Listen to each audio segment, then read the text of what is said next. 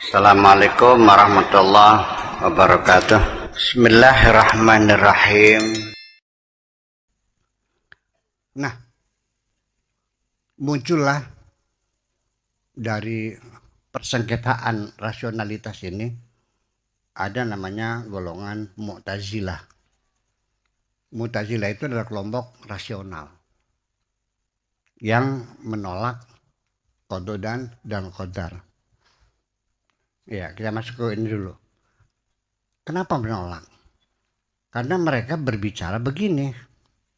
Kalau naik nasib baik kita, nasib buruk kita, iman kita, kekufuran kita, kemaksiatan kita, ketaatan kita, semuanya sudah ditentukan oleh Allah. Lalu apa artinya Allah menyuruh kita beriman? Kalau Allah sudah menentukan kita kafir. Bagaimana Allah menyuruh kita belajar?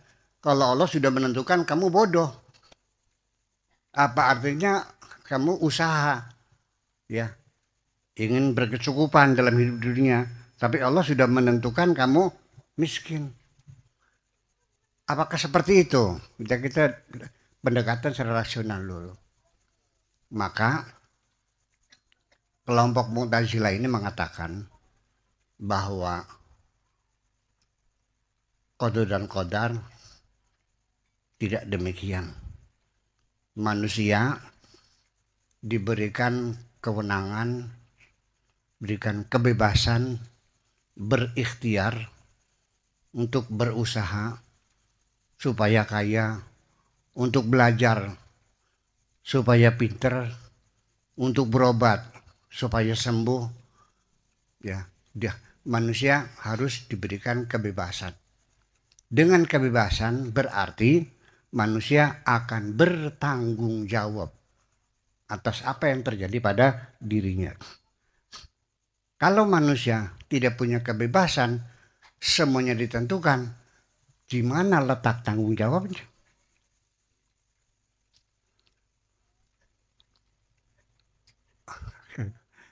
Seorang manusia diikat kakinya, diikat tangannya, dilemparkan ke tengah lautan, lalu diperintahkan jangan tenggelam.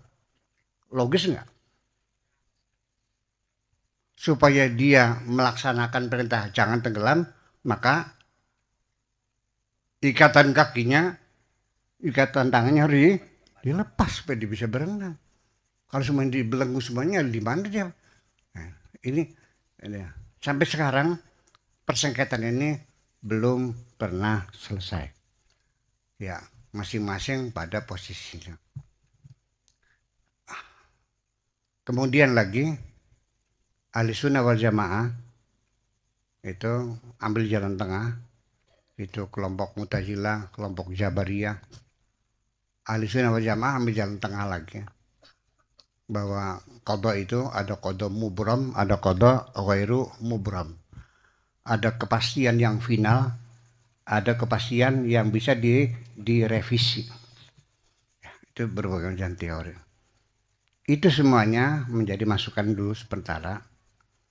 Lalu apa keistimewaannya kita mempercayai adanya qada dan qadar? Ini penting sekali bagi orang yang ingin mendapatkan satu kedamaian di hati ini.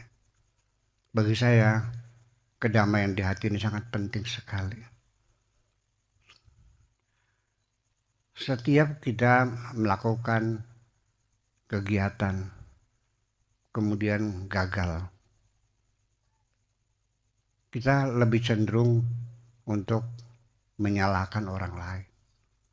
Ini gara-gara kamu yang tidak becus. Ini gara-gara kamu datangnya terlambat. Ini gara-gara kamu saling menyalahkan.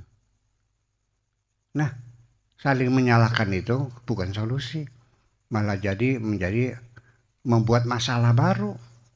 Yaitu keretakan hubungan persahabatan antara kita. Dan tidak menyelesaikan.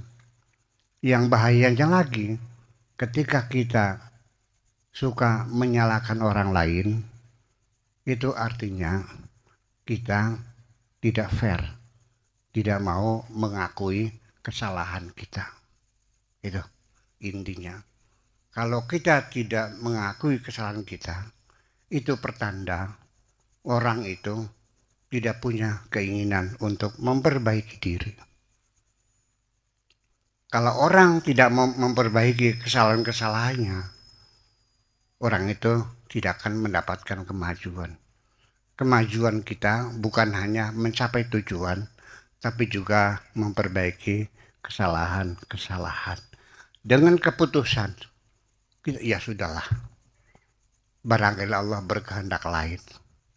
Ya udahlah, kita mulai lagi, kita coba lagi, barangkali Allah berkehendak yang lain. Mungkin kita ada kesalahan.